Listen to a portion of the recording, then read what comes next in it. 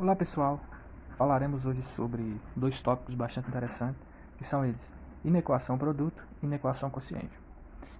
Para que a gente possa entender, vamos fazer exemplos para pegar a ideia geral de como acharmos as soluções, né, de uma inequação que ela tem um produto, né, ou tem uma divisão, né, uma razão entre duas funções em inequação quociente, certo? Então vamos lá. Vamos, primeiro exemplo, resolver a inequação x menos 4, que multiplica x mais 2 maior do que zero. Resolver a inequação produto, você tem que fazer da seguinte forma, analisando os sinais das funções, certo? Então aqui vamos chamar isso aqui de uma f de x e aqui de uma g de x. E vamos analisar os sinais dessas funções, certo? Então, f de x igual a x menos 4 é uma função, vamos analisar ela. Perceba o seguinte, essa função é uma reta crescente, perceba que o coeficiente angular aqui é positivo, então a reta crescente, que vai cortar onde? A gente faz isso aqui, igual a zero, né?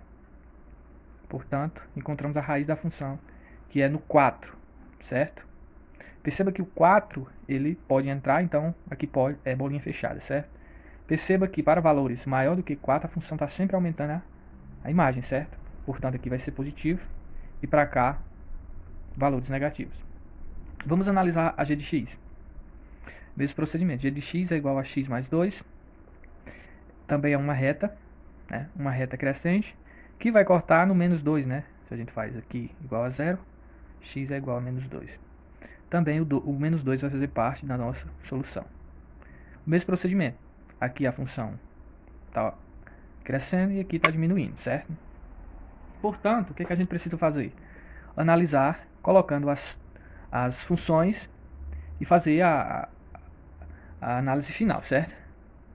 Então, f de x aqui, g de x aqui, e aqui é o nosso produto, certo? Então, tem f de x aqui, uma g de x aqui, e aqui é o nosso produto, f de x vezes g de x. Perceba o seguinte, a função que é maior do que zero. Portanto, a gente precisa do quê? Valores que a função seja positiva. Aqui no 4, então vamos colocar aqui o 4 mais ou menos aqui, né? O 4. Para valores maior do que 4, a função vai ser sempre positiva. E para valores menores do que 4, ela vai ser negativa. Então, aqui vai ser negativa e aqui negativa. G de x, menos 2. Menos 2. Menos 2 está mais ou menos por aqui assim, digamos. Para valores maior do que menos 2, a função vai ser o quê? Positiva, né? E para valores menores do que menos 2, a função vai ser negativa, certo? Então agora que a gente faz o joguinho de sinal. Menos com menos, mais. Menos com mais, menos. E mais com mais, mais. Certo? Como queremos valores maior do que zero, então a função vai querer esses valores aqui e esses valores aqui. Certo? Portanto, a solução é x pertence aos reais, tá? O que x é menor do que menos 2 ou x maior do que 4. Essa é a solução. De modo análogo, faremos o próximo exemplo, certo?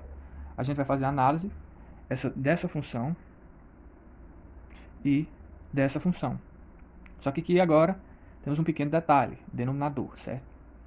Então vamos lá. F de x igual a x menos 1. É uma reta, né? É uma reta crescente que vai cortar no 1. Se a gente igual isso aqui a 0, x é igual a 1, certo? Perceba que aqui não tem nenhuma restrição, então 1 vai entrar aqui. Então, para cá valores positivos e para cá valores negativos. A g de x é x menos 3. Mesmo procedimento. É uma reta crescente que vai cortar no 3, certo? Só que, muito cuidado, que é bolinha aberta, certo? Porque o 3 em si, ele não vai fazer par. Porque se eu coloco 3 menos 3, vai dar 0, que é um problema aqui no denominador. Portanto, não faz parte o 3. Aqui positivo e aqui negativo. Mesmo procedimento. Agora a gente vai fazer a análise. F de x, g de x e o resultado final, que é a nossa divisão, certo? Então aqui é a nossa f de x, aqui é a nossa g de x, e aqui é f de x sobre g de x. Aqui, f de x, nós temos 1. Então, o 1 está mais ou menos por aqui assim. 1. Para valores maiores do que 1, a função vai ser positiva. Então, vai ser positiva. E para valores menor do que 1, para valores menores do que 1, a função vai ser negativa, certo? G de x, o 3 está mais ou menos por aqui assim.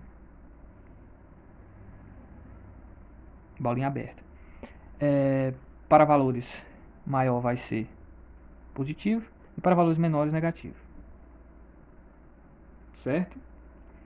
Analisando o final, menos com menos mais com menos menos, mais com mais.